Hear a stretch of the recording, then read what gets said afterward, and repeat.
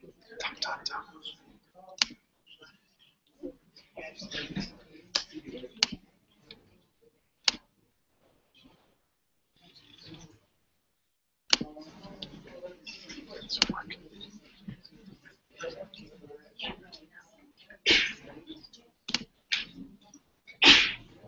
Good.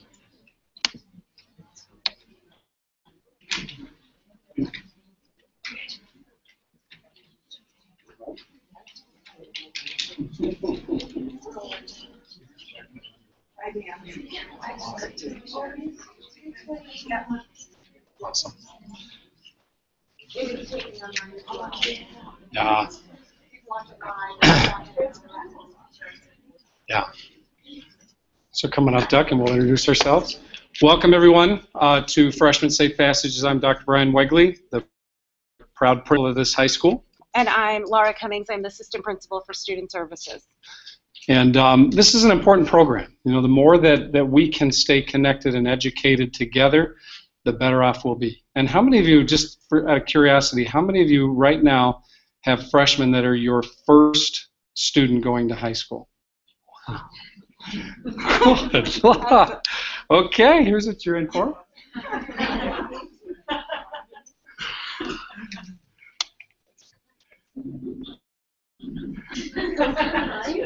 And, you know, I have had two children go through Glenbrook South High School.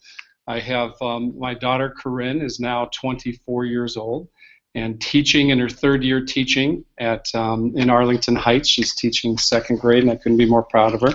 And my son Rob went through Glenbrook South and is now a senior at North Central College. And if you had told me when Rob was a freshman that he would ever be a senior at any college anywhere, I told you that was unlikely.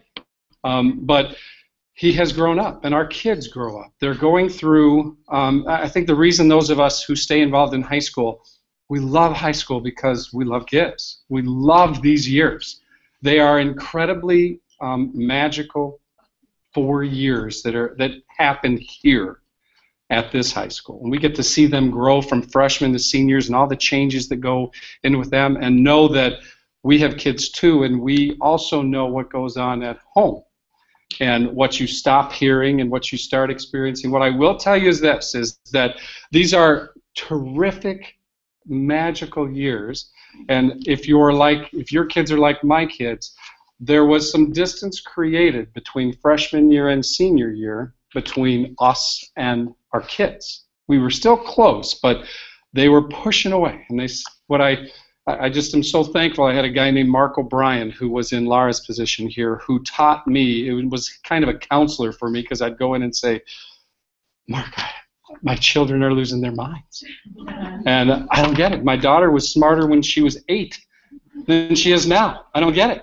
And he said, I'm so lucky that I had him. He said, well, Brian, when she was 8, she told you exactly what you told her and did what you told her to do. So of course you thought she was bright.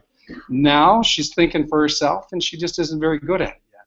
That's a good thing to remember. Second, he asked, what sane person would ever leave all the free room and board and all the love you could possibly need? I said, well, that would be no sane person.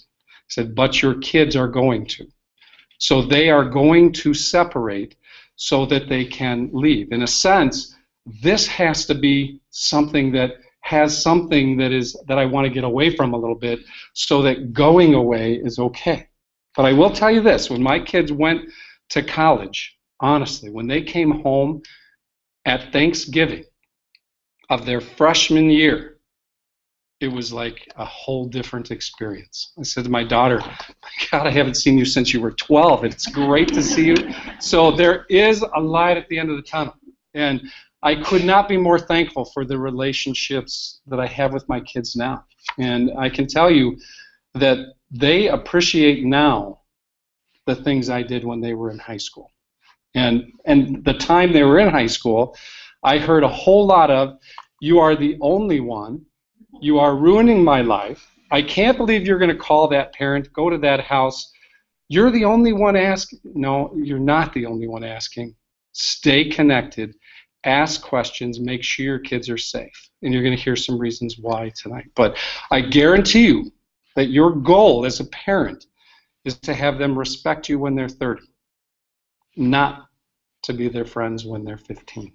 And there's a big difference. And the fact that you're here today tells me you probably totally get that. And in Glenview, we find parent is a verb.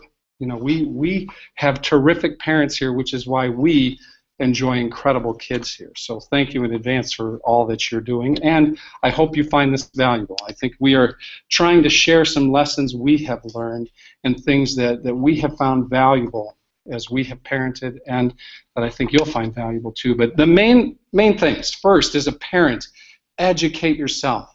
Stay up with where your kids are. Unlike when we were kids, when really, truly, when we were children, if you think about the things you were faced with, they were pretty similar to the things your parents were faced with. Maybe different times, but not the radical difference that my kids now face with all the social media, all the technology, all the things going on in life. It is important that you remain educated about what is going on. So if nothing else, you can sound hip to your kids and use language of things they're using. But honestly, those things that they're getting involved in can keep you very educated. But know what they're using, what they're doing, what things are the norms that are being created. Second bullet is very important. That is, define absolutes in your house. As you know, if you have a goal you work on in work, you do not have 20 goals. Nobody is successful at 20 goals. You may be successful at 2, 3, 4, a small number. So think of parenting as setting goals for your kids. And you're going to define absolutes. In my house, I had absolutes, and there were a few. And they were very clearly defined. And my wife and I had talked in advance about what would happen if our kids violated those absolutes. So that when you get in the moment, you've talked about it. You have a plan. You can then implement that plan and realize that your kids making a mistake is not a reflection of you. Because great kids, and we have great kids here, not just good kids, great kids, they will still make mistakes. And that is not a reflection of you. But what we do want, we're going to talk a little bit about perseverance. The way you learn to persevere is to persevere. The way you develop perseverance is really by persevering. And as a parent, one of the toughest things is to let the chips fall and let those natural consequences take place. Let those consequences that you've put in place take place. And that means you've got to think about it in advance. So you don't say something like you are grounded till you're 30, and that's something you can never follow up to. So think about it in advance and let those chips fall. Utilize avenues to remain informed and connected, which this is one. And I really urge you to keep doing that. And then employ monitoring aligned with need. You're going to find with your children, and you all had friends in high school that needed significant monitoring. And you also had friends that needed checking up with now and then. You need to know where you are on that path and then employ that, not equally to every child that you deal with, but know where your child is and then employ monitoring that makes some sense. We're going to talk about some strategies with that. And then know when to ask for help. What I would encourage you to do is realize that this high school, that Laura's office is a tremendous resource for you. When you have questions, call. I've had parents call me and say, this is going on, I'm not sure what to do. What are your thoughts? You can call guidance counselors, you can call Laura, you can call me, just to bounce ideas off of another parent, another person who's been through that, talk to each other. But know for us, we are connected to a lot of resources, and we generally can help you answer this very critical question. Is my child's behavior, the thing I'm dealing with, something that is just a poor decision that I need to parent with? Or are we in the fog and I need help really getting some resources in place for my child? That can happen with great kids. And when you find yourself in that fog and that question, reach out and ask questions and then make an informed decision. Because I guarantee you there is no manual for parenting. But you will know, and you need to trust your gut when you feel very uncomfortable and you feel like you need help. You need to be courageous enough to reach out for it. And what I'll tell you is we are in touch with a ton of resources inside the school and out of the school. Take advantage of that. All right, does that make sense? So these are the things we're going to be talking about tonight. First of all, we talk to your kids about a lot of things you're going to see tonight too. And one thing that we really try and reinforce with them is their life is about building a brand. That is what they're doing on Facebook. That's what they're doing as they go through high school. They are opening doors for their future every day. And we talk about what goes into that. What do you stand for? What are you going to stand for? We talk to them about that. What are their passions? Our goal certainly is for them to define their passions, open doors for their future, make a positive difference. And the neat thing about kids today is they really do want to make a positive difference. They believe they can, and they do. They get involved and make a difference. And who do they surround themselves with? The thing we tell our kids is, if you want to know where you're heading, look at where your friends are, because that's where you're heading. So those are all things that will build your brand. And what we tell them is, guys, build the strongest brand you can for yourself and learn in high school to be building that brand. And also realize, again, that mistakes happen. What you do in high school doesn't limit you for life. But there are lessons you're going to learn. And hopefully those lessons, if we put things in place carefully, will be lessons that are things they learn from, really, that they're not damaged from, though. So I'll give you just a little background on who I am. I am sitting in a very similar position as all of you sitting out there. I have a sophomore in high school, and so I am on the roller coaster of life of parenting and, waking up every day going, gosh, what is today going to bring? And then I have an 8th grade daughter who acts like she's probably 25 and really doesn't even need to go to high school. So I got one of each. And so I absolutely recognize, as you all do, how important it is to stay informed and to parent. And I do think one of the greatest lessons we can teach our kids is about perseverance. I think to truly excel in life is to persevere.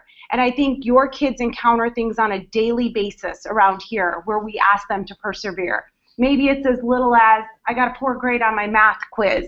How do you persevere over that? What can you do to change that? Maybe it's a teacher they don't like or a guidance counselor they're struggling with a conversation with.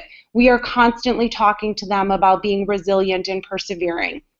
And I think the important thing here, and we'll talk a little bit later today, seems to be in my way, is about when are they not bouncing back? When are they not really into what's going on and able to persevere, and when do they need support? And I think that's one of our key purposes today is to help you identify when you've given it that time to let those chips fall, when is it that you need to reach out and ask for some additional assistance. So we know much more about the brain than we ever have, and we do know that emotions govern our beliefs and our behavior.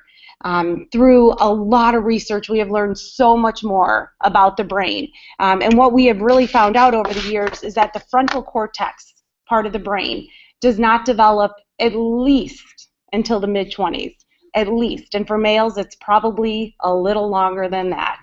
And it's no wonder why insurance rates... Some would argue never. Right, right? I've said that to my husband before, no doubt. But that frontal cortex of the brain, that's what's in charge of all their decision making, their planning, their impulse control. And because that's not fully developed, they're basically going on their gut. So, that friend asks them to go to that party or they ask them to do this, they are responding emotionally to almost every decision they're making. And so the reality is they need our assistance to help with that. And they also need, as parents, for us to be rational. The best way to deal with their emotional response is to come back with a rational response. And, I think when I left the house this morning, my husband said, oh, here we go. The minute you get home tonight, we're going to have to talk about those absolutes and that plan again, because every time I come home from this presentation, I'm like, we have to have our plan in place. I don't know if it's going to be tomorrow or if it's going to be next year or it's going to be in 2 years, but I want a plan in place to deal with when our son makes a mistake, and he's going to make a mistake. We have a plan in place, a rational plan that we can put in place, because he, regardless of the mistake, is going to be emotional about it. How many of you have read Mindset by Carol Dweck? If not, I would recommend it. It's a quick read. But it talks about, she has a lot of research around what is called the growth mindset and a fixed mindset. And if you just follow this a little bit, and I'll show you a couple slides of it, the fixed mindset, they look at criticism as something to ignore. It's just negative feedback. They do not look at effort as the thing that makes a difference.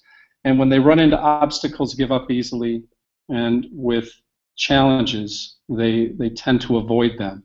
On the other side of the coin is the growth mindset, which is a mindset of course we develop and grow through our life.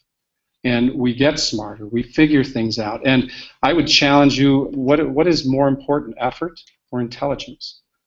Effort, if you have intelligence, you better accompany it with effort. Effort is a differentiating factor in life. And the language we use with our kids does help either promote the growth mindset or reinforce this fixed mindset. What we want is kids to have a growth mindset. And that means when you make a mistake, we're going to learn from it. And it's not the end of life. It's not a terrible child. It is a mistake, and it is something we're going to grow from. And I think the language we use can help that.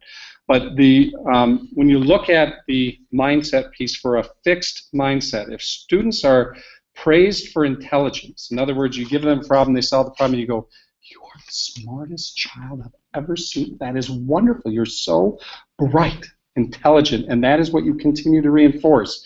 What that does is help reinforce a fixed mindset. View success as a result of fixed intelligence. They reject challenges, and their grades decrease in junior high when they have a fixed mindset. When asked about how they did on tests, 40% lied, always in one direction, saying they got higher than they did. The growth mindset, students praise for effort, praising for the work that they do. And if something comes easily, say, "Gosh, I'm so sorry, that was easy for you. Let's get something more challenging so you can grow from it, so you can learn from it." That turns into that growth mindset, which again, accept failure as a point in time. And I think, well, the talk we're having tonight, there are issues that you're going to deal with. Peg it as a point in time, not as a characteristic of your child, and help them with the effort that will turn into accomplishment. And they seek challenges, thrive on it. 90% wanted challenging tasks that they could learn from, and their grades rose in high school. Tend to be more honest, tend to be people who, again, are accepting those challenges, which, as Laura talked about in terms of perseverance, life comes at us with challenges. And that's not going to stop anytime soon. So the more we can develop this growth mindset in our kids, the better. Now we're going to shift to just this concept of informed, of what is the reality of what we're seeing in kids today. Some national trends.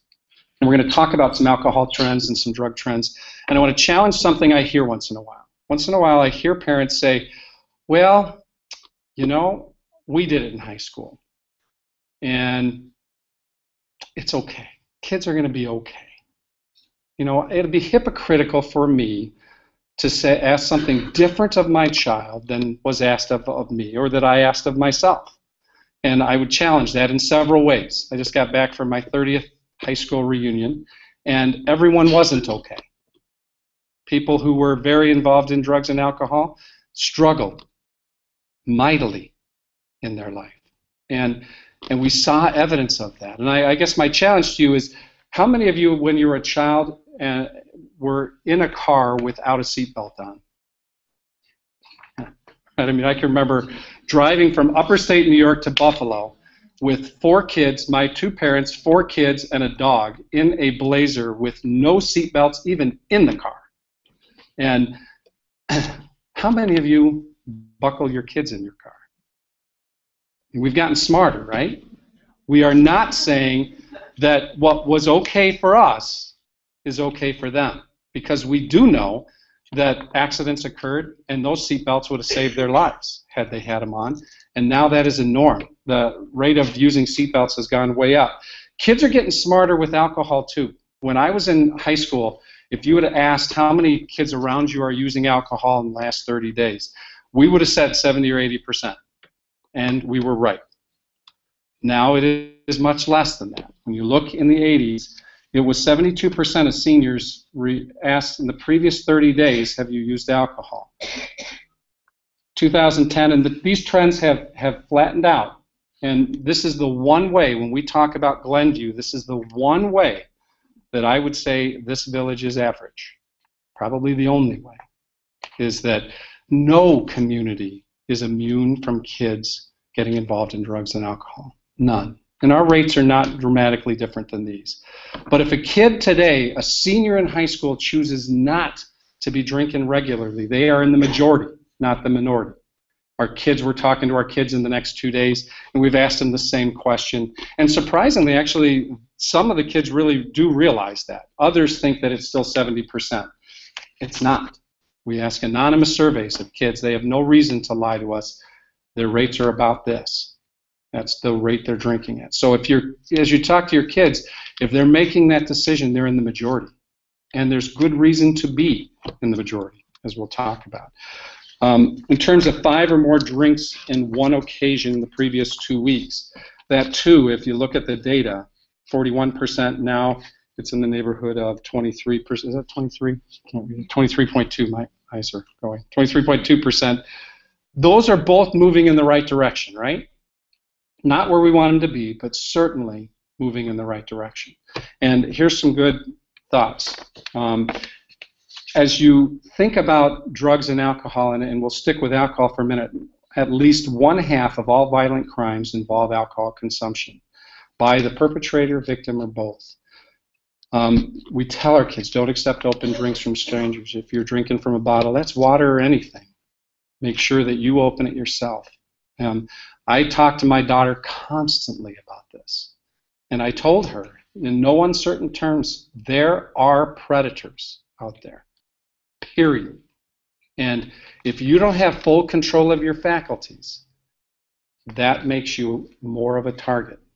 And it is truly that simple.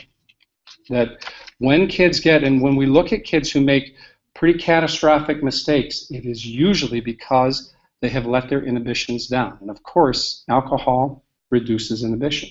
It also reduces your ability to follow your own gut about when you're at risk and when you're not. That is something that is just simply the truth. And if you look up, it doesn't stop or even really relate in high school. It is also true in college. The amount of women who experience a rape is a very, very high percentage. I think the percentages are somewhere in the neighborhood of 1 in 3. 1 in 3, and almost all of those involve, again, the victim and the perpetrator being drinking alcohol at the time that occurs. Here is a study that was done on alcoholism and the onset of regular drinking as a habit. And some statistics I want to point out to you. For 15-year-olds, if you begin drinking regularly when you're 15, the chance of being an alcoholic and dealing with alcoholism in your lifetime is a 38% chance. Almost 4 in 10 people who start drinking when they're 15 will deal with alcoholism. If you wait till 16, it drops to 32. 17, it is still 28%. Nearly 1 in 3 are going to deal with alcoholism. And I challenge you with your friends who you knew were drinking regularly in high school. Challenge that statistic. Certainly is true with my friends. By 18, it's 15%. And it drops to, by 21, 9%, which is the national average of alcoholism. That's the national rate of alcoholism in this country. So when again we go back to that question of, well, we did it and it was okay. No, it wasn't. And no, it isn't. And I challenge us to remain connected, because as we ask our kids in this community, what percentage of adults are okay with drinking? Generally, they tell us it's about 1 in 4. Now, 1 in 4 being okay with drinking means if your kids aren't at your home, you better at least ask some questions about where they are. And I personally don't think that anybody else should be making a decision for my kids. I should make that decision. But make it informed and make sure that you're thinking about the consequences and the thoughts with it. Texting. Yes. grab it. So we were really surprised. We used this slide last year when we met with juniors and seniors and said, so it says about 54% of 12th graders text and drive. And you know what their response was? Wow, that's kind of low. We think it's more. Which scares the daylights out of us that that's occurring. And you know what their next statement was? Well, our parents do it. And they do it even more than we do it. And so what I would encourage you is we know the results, what happens when you text and drive. Texting and driving at this point is more dangerous than driving drunk, which is beyond scary to me. I was reading a statistic I was sharing. When you stop to send a text and you're driving, you're basically going the length of a football field without paying attention and seeing where you're going. That's the distance that it would take to send that text. So I encourage all of us to be role models for our students and really stress to your student and do it likewise, that text can wait until you get somewhere where you can send that text message. Even talking on the phone, you're not allowed to anymore. You have to be hands-free. Can be just as dangerous as being intoxicated while driving. So just a couple national trends regarding marijuana use. Again, I think when Brian mentioned, that Glenview is the average, I would say, again, in terms of drug use, yes, we are within the average. But right now, marijuana, we have the highest national use of marijuana that we've had in 30 years. At this point. And it's surpassed the use of tobacco. Tobacco is actually on the decline in terms of especially students using it. What we do know, however, is that if students are using tobacco and they're smoking, a high correlation that they probably are using marijuana as well. Basically, 1 in 8 8th graders have tried marijuana. And 1 in 3 12th graders report having tried marijuana. And using it regularly. That's a statistic of regular use. 1 in 3. 1 in 3. So one of the things that we're concerned about in terms of sending mixed messages to kids is this concept of medical marijuana and that just being approved in Illinois. One of the big differences, although it will be different depending on what site you're looking at, is really the level of THC that's in a medical marijuana versus the regular marijuana on the streets. So that amount is significantly different. I think the message that we're trying to share with students is medical marijuana is prescribed because of a medical condition, because of pain management or because of a certain disorder. We do not, and I'm hoping that you agree with us that marijuana is just not okay, the use of marijuana. And it is concerning to us that that it is sending this mixed message to our students that it's okay for some reasons and not for others, so I might as well just use marijuana. And that's definitely, of course, not the message that we want to get across in terms of marijuana use. You know who this is? Corey Monteith, right. And I show you this when we survey our students in terms of heroin use. I would say that's probably an area where it is different. We have 0 students reporting that they've ever tried heroin. We know in some of the northwest or western suburbs there have been great concerns with heroin use. The real concerning part, Corey had everything going for him, to say the least. He was an extremely successful actor. And so we share this with students as well, saying everything he lost because of heroin. And I think the important thing about heroin, heroin is not a drug that students start using immediately. They use other drugs before getting to heroin. So most, if not all, heroin users have reported that they started with marijuana. They started with other drugs and then worked their way to heroin. And if you read some of the statistics on heroin, it is just beyond frightening. The chances of being able to recover from a heroin addiction are slim to none. It has a very, very high likelihood of death. And so that is why we are so insistent in terms of any drug use that is just not a good idea for our students and for your children. So we thought we'd throw in a little self-defense reminders. All of your students are going to have a unit in PE on self-defense, which is fantastic. One of our PE instructional supervisor, Steve Stanisek, who has some belt, right? All of them, right? He's unbelievable. Teaches a self-defense class, and now there are units incorporated into each of the PE units for freshmen and sophomores. So just kind of wanted to remind you of some of these things that you can definitely share with your sons and your daughters. The reality is crime can happen to anyone, and it can happen at any time. Bad guys don't look like Charles Manson or Freddy Krueger. Criminals such as John Wayne Gacy and Ted Bundy all look like normal guys and had normal jobs. It's not about how tough you are, it's about how tough the bad guy thinks you are. And so what's the value of having all your senses and traveling with others? You need to remind your sons and daughters to have all their senses available. And when we start talking about this, the more, if they're using alcohol or they're using any drugs, they're already having some impaired senses, and you lose that kind of sense of security. And it's always a good idea to travel minimally in a pair. There's a less likelihood of an attack happening if there's more than one person with them. And then obviously you are responsible for yourself. 90% of successful self-defense is being physically and mentally aware of your environment with others and active within it to recognize danger and avoid putting yourself in the situation. And so that includes, and I know I do it as well, you wear the headphones when you go out running or on a bike ride, and automatically you lose that sense of that gut sense of someone's behind me or someone's looking at me, or you can hear someone following behind you. So it's imperative to keep all of those senses when they're out and about. This one's kind of small, I'll read it. If you perceive danger, trust your instincts. No doubt a majority of it is being able to trust your gut on this, but have a plan. So think about the responses to danger before they happen. Deny privacy. Never, ever, ever, ever get in a car or move to a more secured location. You want to have a plan and fight at that point, and not get in the car.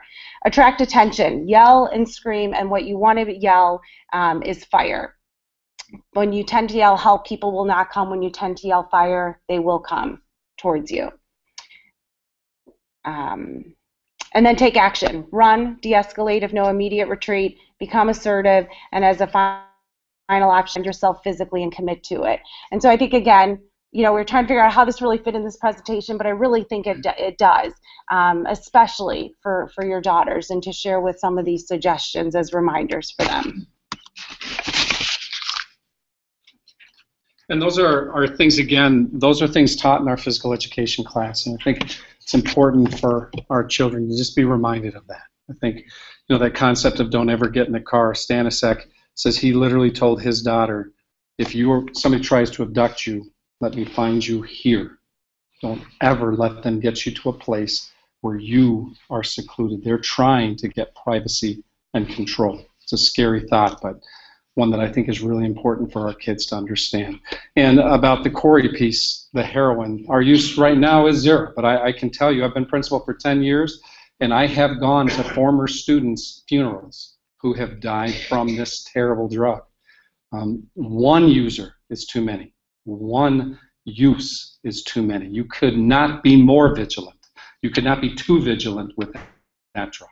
So be very, very cautious, be very open, and you know, our kids often say, we had some kids who did a presentation for our parents, and they had really struggled through school, and a consistent theme from the kids was that they denied their parents access to their rooms and to their technology, and one even put a padlock on his door because it was his room. And the kids, to a person, said, had my parents been looking, they would have found it. They would have seen it. They would have noticed. They would have seen me going down the wrong path and been able to intervene earlier than they did. I encourage you to you know, back away. Our goal is independent kids by the time they're seniors, truly. And you've got to back away for that independence when they're seniors, if they demonstrate to you that they're ready.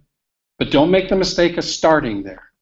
Start and let information, let what they show you lets you take natural, informed steps away from them. Does that make sense? And now this is AAA. AAA insurance is kind of the same thing, but what we want to avoid is this. When an issue occurs, this is not where you want to end up. Arguing between the two of you of what you're going to do. You want to have a plan. And if you have a plan, the next day you can have a very logical conversation with your child and put the plan in play. And let's talk about what that means. Absolutes, first of all, clearly defined often. So literally every Friday and Saturday night, you're reminding them. These are the absolutes. This is what happens, remember. If you violate those, have a great night. Every Friday and Saturday. Define them. Specific known consequences, and let them know you will follow through with what those consequences are. And start with this. Trust your gut. You know, again, if your kids are like mine, they're going to say, you're the only one that. If you feel that it's not okay, say no. Your kids right now, if you haven't realized it yet, what's happening right now is the girls in our school are deciding which homecoming groups are going to be set up. Now, we allow kids to come to homecoming individually. We have groups of kids just come with just girls or just boys, and that's perfectly okay. But when there's going to be dates and partners, what happens is our girls decide who's going with whom. And then they decide who's going to, and then they go tell the boy. The boy asks, and they set up prom groups. And then they're going to do everything they can to keep from you what the plans are until they get it set and everybody's deciding they're going to come to you and say, okay, this is what we need. We're going out to dinner here. We're getting a limo from here. We're blah, blah, blah. And I happen to think a limo is fine for a senior and a junior, and I think that's kind of a neat thing. It keeps a group together. That is not a terrible idea. It is a, you know, when my daughter said to me her freshman year that we were giving her a limo, I said, no, we're not. Because all I could think is, for your senior year, am I going to be buying a chopper, or what do you have to look forward to? So I would encourage you to get control of these things, to start asking questions, start saying you guys are the ones. You need to know phone numbers of people in the group, you need to know parents of the group, and start setting out what those boundaries are going to be for your kids. It's okay to have dinner at your house. It's okay to have dinner at Bravo or something that has a great deal that you drive them to and then you drive them here, and that's okay. And that is a very common thing. You will not be the only one, I promise you, doing that. And when your gut, as you go through these high school years, when you feel, this just doesn't feel quite right, what I'm going to tell you is you're right. Trust your gut. Say no. When things are not okay with you, say no. And absolutes, I'm going to just talk about mine. Things I could live with, things I couldn't live with. For me, the room, my son's room, I can tell you, was not an absolute. Mine was in high school. My dad, man, my bed had to be made. It was tight corners, and my dad was in the military, and it was just like that. It was definitely an absolute. For me, that was not a battle I wanted to fight. My son's room now is clean. It's a good thing. It wasn't in high school, and that was okay. Hair color. There's a few times he painted his hair blue and came to school, and it was a Titan thing. It was fine with me. It washed out. It was all good. But alcohol was an absolute with my kids. They knew where I stood. There was no use of alcohol in high school. Your faculties and your frontal cortex is more developed, and I can trust you a little bit more, and you're farther along the line, then we can talk. Now, absolutely not. Honesty and respect. We said there's all kinds of things that put you down outside in the house. In our house, we're not going to do that to each other. We're going to expect honesty. And when we find that these things did not occur, curfew was set, and of course my daughter still tells me she was the only one who had to be home at 11. The older she gets, the earlier it was. She claimed she had to be home at 9:30 or something. I don't believe that was true. But set one that makes sense for you. The fact is, though, after midnight, 1 in 4 drivers are under the influence of alcohol. Why? I would ask the question, why would they need to be out? after midnight. So there's some common sense things, and there's some limits set by the village as well. But you guys, your family, you have to talk about what your absolutes are. Again, a few. Keep them few. And then you have to run this through those absolutes. Anticipate that your child can violate them and may. Act the way you decide you're going to act, and then analyze to see if it worked. And to give you an example. So if your teenager is drinking, before this ever happens, think about the fact that that could happen. And if it happens, how will you feel about that? Again, I would encourage you to know this is not a reflection of you. It's a reflection of kids making mistakes. That is certainly part of life. What consequences are you prepared to impose? Under what circumstances would you seek outside support? So for me, it was really clear. It is absolutely not to happen. If it does, you're going to be grounded for 2 weeks. And grounded in my home meant no cell phones, no computers. It meant grounded and isolated. And that also meant that you weren't driving until I knew you weren't drinking. Absolutely, that that wasn't going to happen again, because my insurance and my family is not going to be at risk because of the decision my child is making. So we were very clear, and we told her what those consequences would be if that occurred. And when it occurs, if it occurs, you have to respond as planned. I would encourage you not to have the conversation the evening she comes home intoxicated. That will not go well.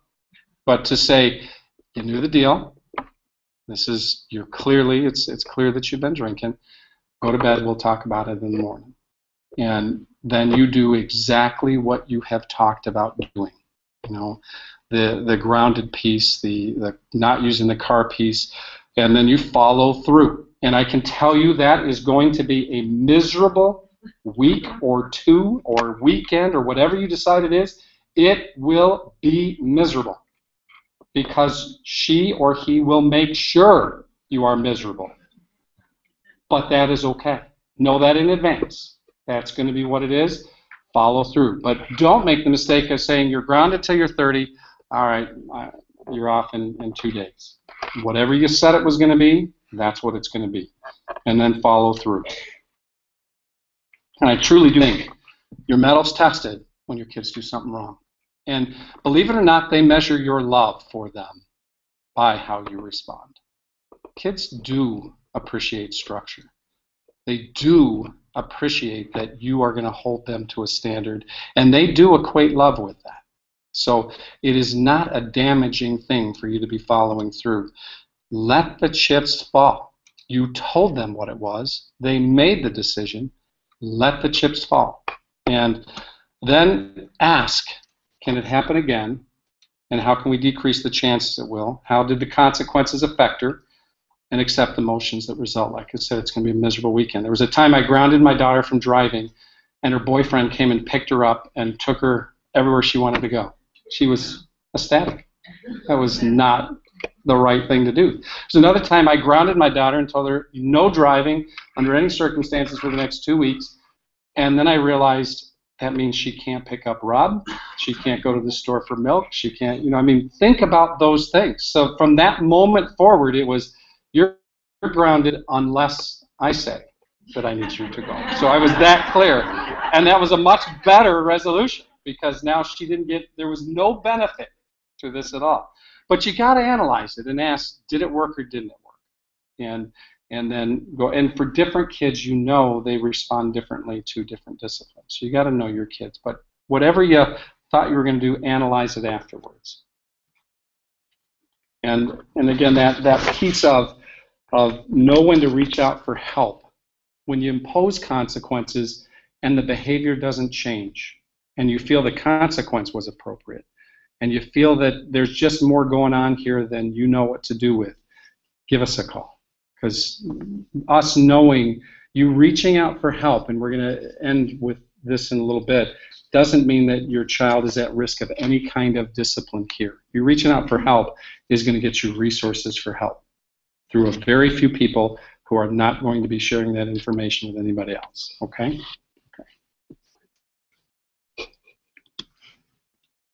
So we're going to talk about some ways to help you remain informed and connected with your child. And it was very different. I remember my mom going in my room and reading notes that I had passed in class. Totally different with the kids we're dealing with. So we're going to talk about some things to keep an eye on. First is the bedroom. I think as Brian was mentioning before, it is your house. It is your bedroom. You have a right to go in that bedroom. And you'll be amazed at some of the stuff, good and bad maybe, that you may find in there. But it's okay to take a walk through there and see what's in there. The electronics, monitoring the computer. We used to say, make sure, I remember one of my first presentations, make sure that computer's in a central area of the house so that you can walk by and see what they're doing. With cell phones and iPads and Chromebooks, that's just not possible always to have it in a central location. But take a look at those devices. You can look at the internet search history. You can see sites that they've been going to. You can see apps that they've downloaded. In our house, we had a rule that if you join any site like Facebook or MySpace or any of those, you had to keep your password on our bulletin board, and they're still on there. And my kids know that if I go to log in to one of their accounts and I can't get in, then they're not going to be using that computer and they're not going to be using any of those accounts until I have the passwords. And I'm at a point where I'm not checking it daily by any means. There was a time where I was checking my son's Facebook page quite regularly, but I don't feel like at this time I have to check it on a daily basis. But in the very beginning stages, there were so many things that I could point out to him and say, wow, look what this person wrote on your page. Is this who you are? Is this how you want to be represented? Imagine going for that interview or that college application, and they pull up your Facebook page. Are you comfortable with what's on there? And so we really used it more as a teaching lesson in terms of what was appropriate, who were people to friend and who were people not to friend in terms of that. Same with the cell phone. Odds are, for most of you, you're paying for that cell phone, which means it's your cell phone. And I know if you haven't started something, it's always a little more challenging to start after the fact, but my kids knew when they got a cell phone that we would have periodic checks where we would sit down and we would look at text messages together so that I could provide some feedback or some concerns or point out things so that we could have those discussions. One of the other rules in our house was you can't delete text messages. And you may say, how would you ever know? Well, kids are on average sending about anywhere between 2,500 and 4,000 texts a month. So, if you look at the phone and there's no text messages, odds are they're deleting some. Or if you're trying to follow the conversation and there's just these huge gaps in the conversation, they've deleted, individual texts. And my kids have certainly lost their phone privileges for that. But it really was more of an opportunity to have those discussions about bullying, about harassment, and really be able to have those conversations and really stay connected with what they were doing. I think the other thing to keep an eye on is who they're hanging out with. Who are their friends? What's their group? Get to know them. Don't be afraid to make that call. I know when I first told my son he was going to a Halloween party, and I said, oh, okay, no worries. I'll, give so-and-so a call, and, I'll get you dropped off there. He's like, you're going to call her? I'm like, absolutely, I'm going to call her. And now I'm at a point where I know most of his friends. I will still text every one of those parents before that night and say, hey, Chase told me you're having some, kids over. Are you comfortable with it? Do you need me to bring anything? Just to once again confirm that a parent's going to be home when I drop him off. I think the other thing to do, I don't know about you, but, late at night, I love to throw my hair in a ponytail, throw the sweats on, and I have no desire to get out of my car. I'll come pick you up, but I really don't want to get out of the car. Make that effort to get out of the car. Make that effort to walk up to the door and make sure that there's parents home. Know who your kids are hanging out with. Invite them over to your house so that you have an opportunity to get to know them. Make arrangements to meet their parents. It's a wonderful opportunity to stay connected to who they're hanging with. So this just made me laugh. That's why I put it on here. It basically, you could take a second to look at it. 1 in 3 teens are embarrassed by their parents' Facebook comments. Awesome, love it. 30% of teens would unfriend their parents. Absolutely. And so when you talk to kids now, these are the reasons why they're not using Facebook. Because Facebook suddenly became like our generation, like connect with your old high school boyfriends and, if I hang out with all these people you haven't seen in 20 years. And kids started hating that because we were on it and we knew what they were doing and they were embarrassed by the things we were posting. And so, unfortunately, social media has made it even more challenging to try and stay up with what's happening out there. And so, all I can encourage you to do is get online and play. Play with some of these apps and understand what they do. The really hard part of it is you can't keep up with what's out there. I mean, tomorrow, if you go to your free 100 apps on your iPhone, there's going to be new social media apps out there. But I can tell you some of them, that little white ghost is just bad. Snapchat, very bad. There's nothing good coming from Snapchat.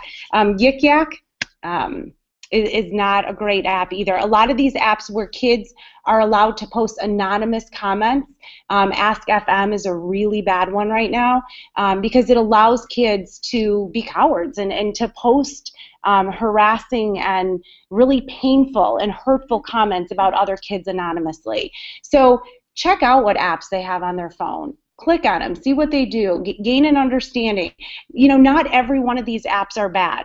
Vine, there's some excellent videos out there on Vine right now. There's great things about Instagram, but keep an eye out and get to know what some of these apps are and what some of the dangers are. I think the other thing, if you haven't heard, you know, when you take a picture on a cell phone, it records the exact coordinates of where you took that picture. And what happens is a lot of kids are posting these pictures mostly on Instagram and Facebook, and any predator out there can get the exact location of where that picture was taken, in your house, in your neighborhood, in your high school.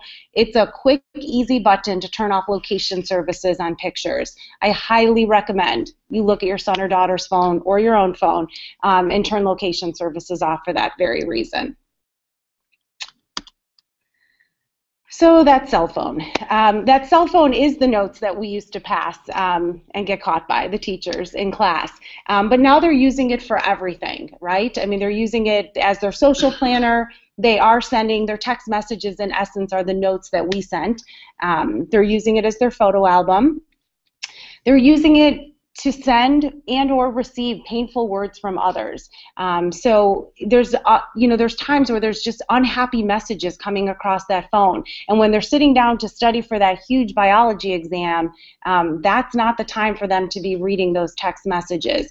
And if you can ever find a time where they can focus on their academics and put that phone aside, you will see improvement in their grades. I almost guarantee that, because every time that phone buzzes or every time it beeps and they get a new text message or someone commented on their Instagram or someone liked their photo, it's distracting them from what they're doing, and it's a struggle sometimes to get them back on track again. So they're wasting a lot of time where they could be studying.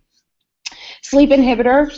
Highly suggest, if you don't already, have a central place to charge phones overnight.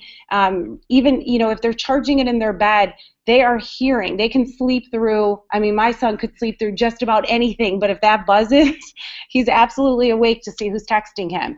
And, there are kids who stay up till 2, 3, 4 in the morning texting, and you may notice on texting they're doing a lot of these really large group chats, so maybe the football team or this whole bio class, and so there are people responding 24/7. So I highly encourage you to try and find a central location in your house where you can charge phones. A couple facts to talk about in terms of sexting. 4% of teens have sent a nude or a nearly nude image of themselves to someone via text. And that is that frontal cortex. They're taking that picture going, oh, how bad can it be? I'll just send it to one person. It will only go to that one person. That never happens. It just doesn't. It goes from that person to that person to that person. And unfortunately, if it ever gets posted online, on Facebook, on Instagram, there is a record, there is a trace of that. It is very, very difficult to remove anything. It is permanent once it gets there. So having these conversations with your son or daughter about the consequences and the legal consequences of sexting, I think, is really important. 15% of teens have received a nude or nearly nude image of someone they know, and that is a felony once they receive that picture and they forward it to another kid. So it's very important that you share with them that if they ever get a picture, to come to you, to come to an adult in this building, the best thing they can do at that point is delete that photo from any of their devices. Text bullying, and this can really be in any form, not even necessarily a text, but about 1 in 5 will be victims of a text bully. And I think here's a great opportunity if you're looking at your son or daughter's text to be able to have those conversations if there's any concerning text within there. About 1 in 10 engage in text bullying. Text bullying has become more common than traditional bullying, especially among girls. And it's in that moment, right? It's that when that frontal cortex is not developed and they're hitting send. One of the things I teach my kids at home, if it's an email, if it's a text, if it's a post, put it on the screen, look at it, think about it, make sure that's what you want, and then hit the send button. I think we've all gone back to our offices or home and got mad at that coworker and started typing that email. And, luckily, for the most part, our frontal cortexes are developed and we go, maybe I could deal with that a little differently. Remember that your kids are reacting by their gut, and they're typically hitting that send button way too quickly. And unfortunately, only 10% of parents are aware that their teens are even targets of cyberbullying. So make sure you're taking a look at their information.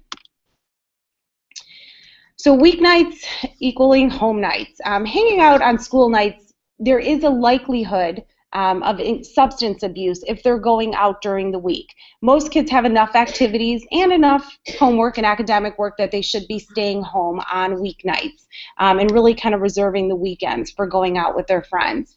But use amongst teens increases as that night goes on. And 50% of teens who are out past 10 o'clock on a school night are using regularly. So I think it's really important you're keeping an eye and knowing where your kids are during the week and really trying to reserve those going out nights with their friends for the weekends. It's funny when Laura says things and what I have said in the past, check your kids' cell phones. I can see some of you actually sit back like, I would never look at my kid's cell phone. That's their thing. I would encourage you to think of it a little bit differently. The concept of monitoring aligned with needs. When I started thinking about this more deeply and changed what I was doing with my kids and actually started looking at those and having conversations about them, I did two things. First, my daughter already had her cell phone at the time, and that was a fight to try and get that to change. But I told her, this is not about discipline. This is not about, and it really was not. It was not about how we're going to catch our kids. It was knowing where they're at. And my son, it was the same thing. Now, with him, he got the phone with the rule. So it was a pretty easy transition for him. But I can tell you there were times, as Laura said, that I say, well, let's sit down and take, and he's got 0 text messages. It's like, really? None? Or 1, or, it's pretty obvious when they're doctoring that. But I cannot tell you, as a father, I would work with my son, my wife would look at those with my daughter, and I can't tell you the number of things I learned about my kids. My son was in a position where he had a very significant bullying situation, that he was being bullied. There was something going on. He had mentioned nothing. Had I not been looking at that, I'd have never known that there was a web page set up. It was really a pretty hurtful thing, and it took a few minutes to make a phone call to another family and say, we've seen this up. Let's talk about this for a few minutes, and that went down. And both children learned a very important lesson. The concept of putting in monitoring based on the need of the child and really being thoughtful about goal of senior year, that's when we want to have our children be more independent. And if they prove to us they can be, and let them be independent. But don't start there. And let them teach you. As you sit down, my son and I had great conversations about the things on his Facebook, the things that were in his text messages, that I think has taught him about building his brand, number one, what does he want to stand for, what is he putting out there, and two, help me truly father, truly talk to him about what he was getting involved in, what situations were going on. We had terrific conversations. The only time we ever had discipline enter into that was when it was zero, or there was obviously things were gone, and then the phone just, went away from him for a little while, and he got it back after a period of time. But I would encourage you, think about where your kids are. Let them, my children would say, "You just don't trust me." I'd say, "Right, exactly. That's my job. Prove to me that I can. I love you, but prove to me you can." And sometimes that monitoring means that you are going to be regularly checking up. And when they prove to you that they are taking care of things and things are going well, you can back off and should back off. But again, I would challenge you, don't start there, and try it. Because it sounds, if it's something you haven't done, I know that sounds uncomfortable, but you'd be amazed at what you learn and amazed at what you can teach your children if you do that. So we talked a little bit about knowing when it is to ask for help. And so some of these red flags, warning signs, we talk about with all the students about these red flags, and we're going to go over them again at Rights and Responsibilities tomorrow with all the students. The reality is any of these red flags, if you're seeing them for more than 2 weeks, that's the time to reach out for help. Because the reality is things are going to occur that's going to make them sad, or maybe their eating habits are going to change. It's the prolonged concern of those warning signs that you're not seeing dissipate over time.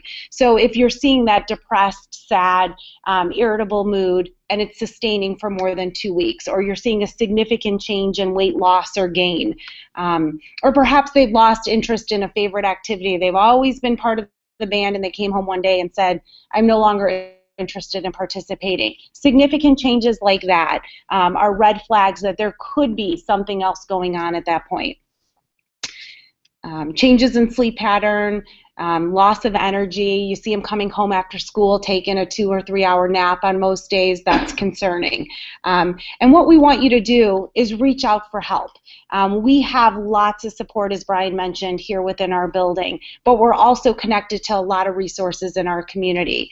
And so as much as you're keeping an eye on your kids at home, we're your eyes here at school. And so we rely on our teachers to share with us concerns. They're seeing your kids every other day at this point, and we're asking them to help identify for us if there's concerns out there, to share those concerns with you, or to come to Student Services and share those concerns so that we can contact you and share those concerns. Parent referrals, we highly encourage you to call us with questions or concerns you have. And in a slide or two, we'll talk about the difference. You calling for help is confidential, and there's no discipline associated with that. If you have found something in your son or daughter's room, or you're concerned because you saw these red flags, we don't write a note and put it in your child's file. We talk to you about, is this typical behavior? Is it not? We'll get some more information, and then we'll get you hooked up with the appropriate resources at that point. We do have an anonymous concern line, and students and community members, teachers, staff can access it 2 different ways. If you go to our website, under parents or under students, it's called the Anonymous Titan Concern Hotline, and students can submit an email form, anonymous or not, of any concern. And most of the concerns that we've received have been very valid concerns, typically concerns student concerned about another student, a health and safety concern, or a bullying situation that has been witnessed, whether it's in our building or in the community. There's also a phone number on the website where parents, students, teachers, staff can call and leave a message about a concern. 3 people, Brian, myself, and one of our deans, gets notified anytime an email or phone call is received, and we're very quick to respond to that and provide support where needed. We have what's called student support teams. So your child's guidance counselor meets with a psychologist, a social worker, and a dean on a weekly basis to problem solve your children. And so if they notice any concerns, they're monitoring grades, they're getting teacher feedback. If there's any red flags that come across our desk, our first call is to you to share those concerns. And then we'll problem solve with you at that point in terms of help. We also have what's called a student assistance program, and there we have liaisons in all of our academic departments that really help filter and disseminate information to the teachers and bring back concerns to our department. So we talked a little bit about choosing to get help or choosing not to get help. When you choose to get help and either your son or daughter comes down to our hallway or you make a phone call or you make an appointment, there's no record maintained of that. And there are no academic consequences for that. And we will talk to you about different and appropriate interventions planned, but those are all optional. We're going to provide you with the resources and help you along that way. If your child chooses not to get help and there is a situation that occurs in our building, at our football game, for example, if they were caught with any type of alcohol or drugs, that will result in consequences. So that's going to result in a suspension or an expulsion. There will be an academic impact on that in terms of them being removed from the building. And at that point, that intervention plan is going to be required. So, of course, we really want to stick with that first column. If you notice something, if you have concerns, call us. Let us help you get the help that you need. There will be nothing documented anywhere in your child's file about that. Which brings us to, what do we keep in your child's file? And what is the difference really between temporary records that we keep for 5 years and permanent records that we keep for 60 years? That permanent record, we really only keep two things. We keep your child's transcript and we keep your child's medical records. That's it for 60 years. So I encourage you to all go back to your high schools and make a request for your permanent record. They should have those two things.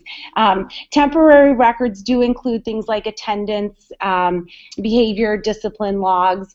And although we keep those for 5 years after your son or daughter graduates, those are not things that we can forward on to colleges or universities without your consent and your son or daughter's consent.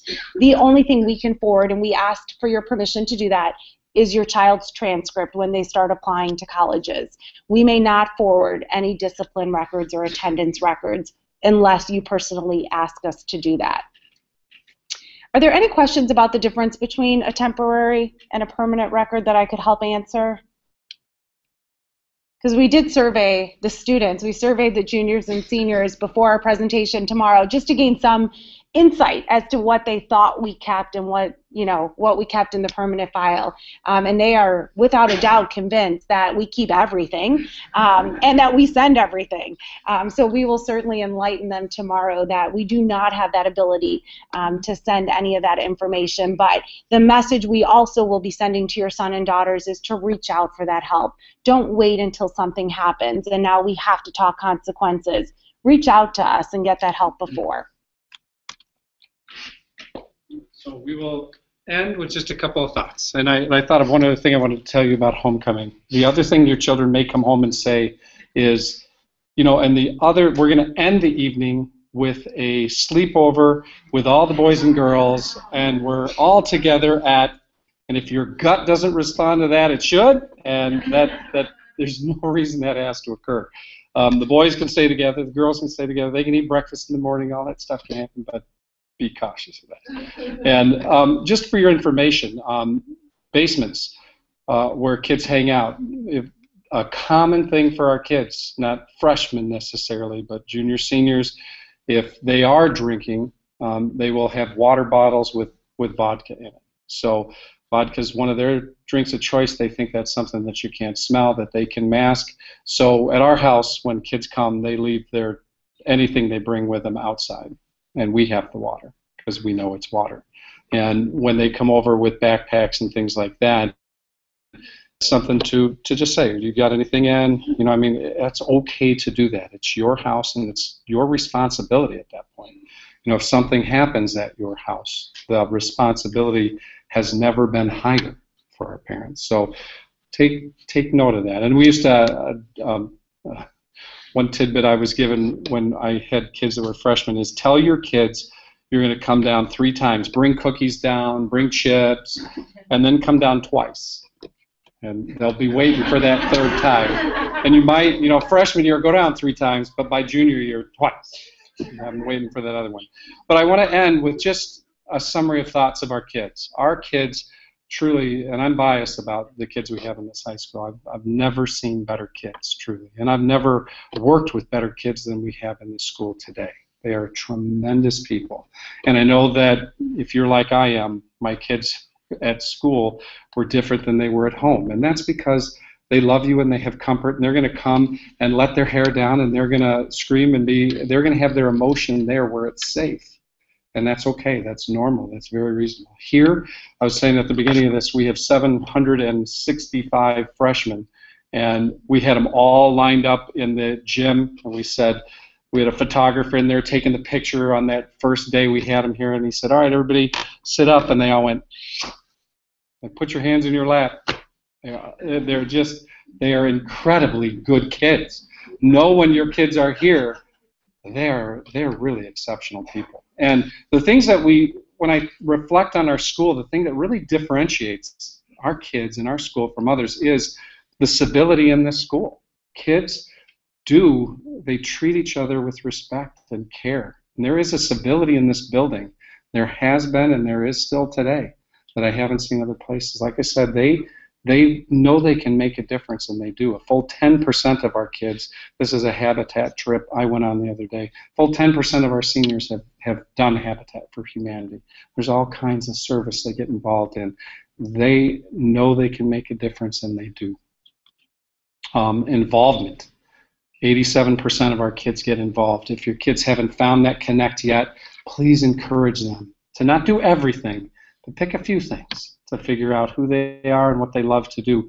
Because here 87% of our kids are involved, and we want that other 13% in. They're more successful if they are. National average is about 46%. That is a good thing. Kids involved do better in the classroom and learn their passions, and here they do. And last is that concept of high expectations. Our kids have high expectations of us, and they respond to the high expectations we have for them. So we're talking tonight, I'm ending with this because we're talking tonight about a lot of the things that are a little bit scary as a parent that your kids are going to face. But know this, they're exceptional kids. And again, they will respond to the boundaries you put in. That's the concept of safe passage. Put the boundaries up that make sense to them, that allow them to make mistakes, but don't let them fall off the cliff. Those boundaries, that concept of those absolutes will help your kids. Okay? We have time for a few questions. Yeah? Have the students seen this presentation? Do they know that we are? We'll tell them tomorrow. We have a student rights and responsibilities meeting that we have with freshmen and sophomores and juniors and seniors. And actually a lot of this is especially in the junior senior one, but we have a lot of it also in the freshman sophomore one. Other questions? Yep. Our children have cell phones, well, at least until I get home tonight. They don't have Facebook pages. But one of the arguments we're hearing is that, well, the Tic-Tac-Toe Club, they get all their instructions from Facebook, so that's why we need to get on there. What's your position on that? So the question is, what in terms of Facebook, in terms of comfort with Facebook and cell phones do we have? I have actually talked to parents, and love your thoughts on this too, who say, I'm not going to give my kid a cell phone. I'm not going to let my kid get on Facebook. I would say to you that it is much more common that kids are on those than they're not. So the way kids are connected today, in our house, my parents had to buy a second landline because they were so ticked off that they couldn't get phone calls on theirs when we hit about 12 or 13 years old. Now, that's not, very few of you have landlines, I would imagine, still anymore. That is the way our kids stay connected. So I would encourage you to not, and this is just me talking, I really believe you should not shield your kids from that and keep them from that. I would allow them to do it, but with the caveat that, like Laura keeps, for all of those accounts that her kids have, she has the passwords. It is okay to say, I'm going to give you this with these conditions. and we're going to sit down, and you're going to show me your Facebook weekly. We're just going to sit down and talk. You'll be surprised what you learn, and you'll be surprised what you can teach your children. Well, actually, the way I was going was, it almost seemed like it was a semi-quasi-official school event that they had to join this one social media because of a school function. Yeah, we do have, I see exactly what you're saying. So the question is, the school's screwing you all up, and we're using Facebook. The fact is that a lot of our sponsors will talk to kids and say, what's the best way to X, Y, and Z? I worked with a club this morning. We're all using an app called GroupMe. Had no idea it even existed till this morning, but the kids tell me that's a great way to stay connected. There are clubs that are going to be using Facebook, and there are some other clubs that will use some other things. Others will just use text messaging. Email, kids are not as conscious with email as we all are, yet, at least. But man, with texting, with Facebooks, with other things, there are going to be clubs that do utilize those. And we don't outlaw them. In fact, we have a Facebook now for the school to get information out there. And we have a Twitter account that we put information out on as well. So kids use Twitter a ton right now as well. So I would say we are to do that, because that's the way our kids tell us they're going to stay connected. And I'd encourage you to consider that as a parent and monitor it. And again, step back when you feel more comfortable. And I think one thing I'd say about Facebook is it's not good enough to just have your child friend you, because if they control Facebook and you're one of their friends, they can control individually what they want you to see. So your best bet, if you're going to allow your child to have Facebook, is to get their login so that you can log in and see their instant messaging, see their private groups, and there's some other things. So I think maybe the more familiar you become, probably the easier then. I think it depends on the year and the students. I mean, to me, my daughter's 8th grade, they are so into Instagram, they wouldn't even think to download the Facebook page. What's that? Yeah, right. Yeah, because we're on it. Yeah. Because we're on it. We're doing that. So I think it just changes. Twitter's a huge one now. Other questions? Yeah. Would you care to share your other absolutes?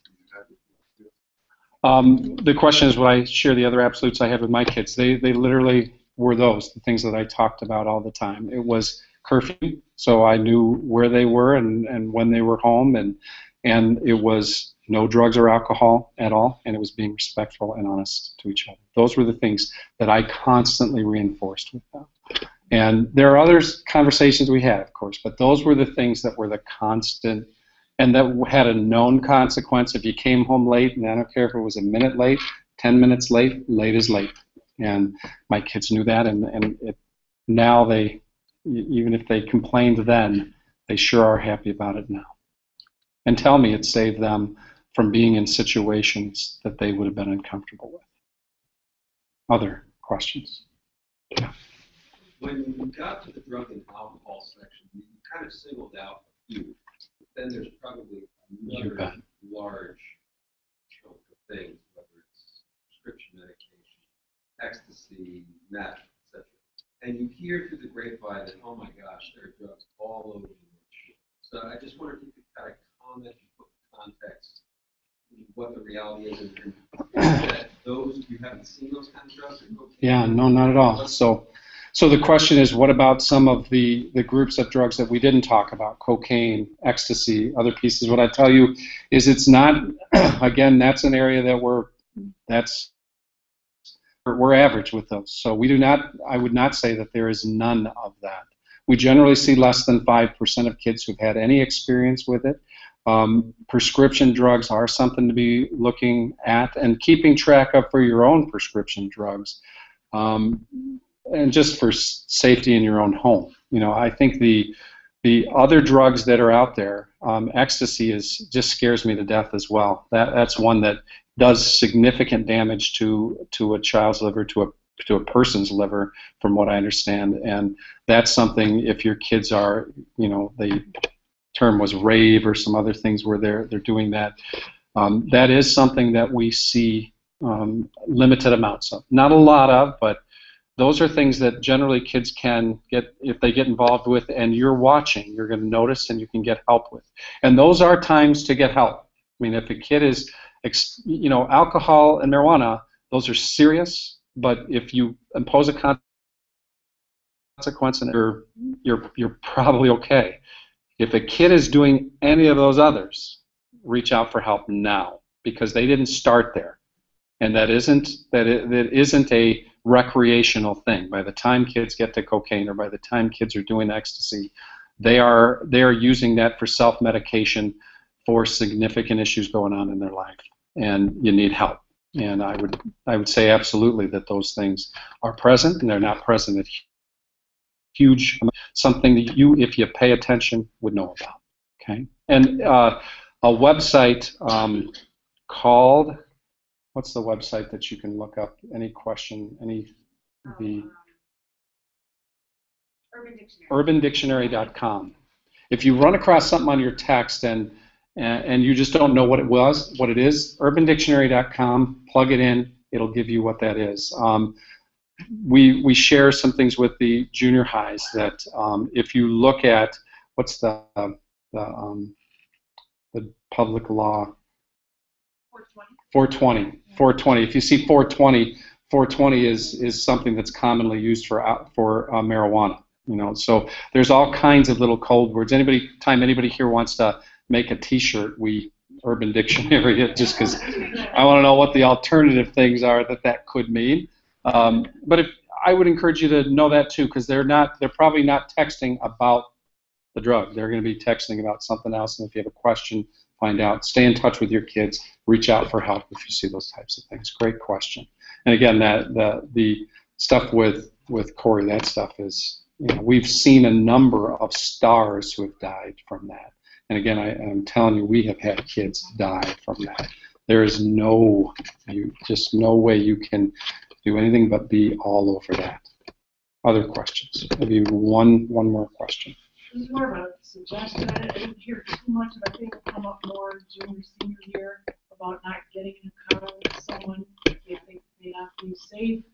But I've heard this before, recommended to always have a safe word or a phrase that they can text, so you know that they're in trouble. And I've already started telling my son, I don't care where you are, I don't care what time it is, I will come get you no matter what. So you know that they can get out of a situation that they feel. So if they're in a situation where they feel uncomfortable, they text you some word that you know that means, I need you to come get me. So that their friends won't say, oh, you're texting to get a ride. Some phrase that you know. And then your next text back is, I need you home immediately, where are you? Yeah. Okay, kind of like that. I've not heard that, but that's a neat idea. That wasn't my idea, but I heard that suggested, just so they know they can always give your kids that out. Yeah. And make you the bad guy. Yeah. Yeah. Great suggestion. And we do spend our sophomore safe passages. We do quite a bit on driving under the influence and about getting in, making good choices with driving. Yeah, it's not really them driving, but getting in a car. Or with somebody else who may have been. Great point. I lied. One more. Brian, just to piggyback off of that idea, I have a kid driving, and we've also talked about having another parent or another mom or dad that the child feels comfortable with. So if they can't necessarily call you or they don't feel comfortable calling you, they have another out. And that parent knows that they can go and get your child and bring it. Okay. Good suggestions. All right. Well, thank you very much. Appreciate your time, and I appreciate you staying connected. Do that. And stay connected with us to keep your kids safe. Have a great night. We're here if you want to continue to ask questions.